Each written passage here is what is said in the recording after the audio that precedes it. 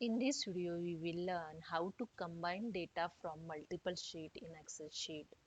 So let's start. This is my Excel sheet. I have here four sheet have a different data in every sheet.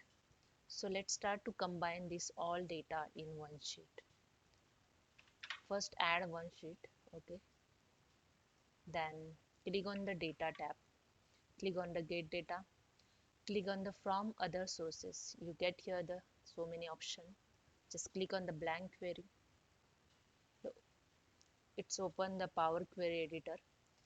In the formula bar, just enter the is equal to Excel and current workbook. You can see here the Excel dot current workbook. Just tap it, bracket open and bracket close, and just tap.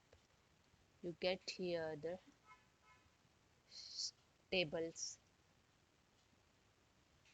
Click on OK. Now you can see here all data is combined. Okay, now you can change here name also, your sheet name also. I just enter here combine data.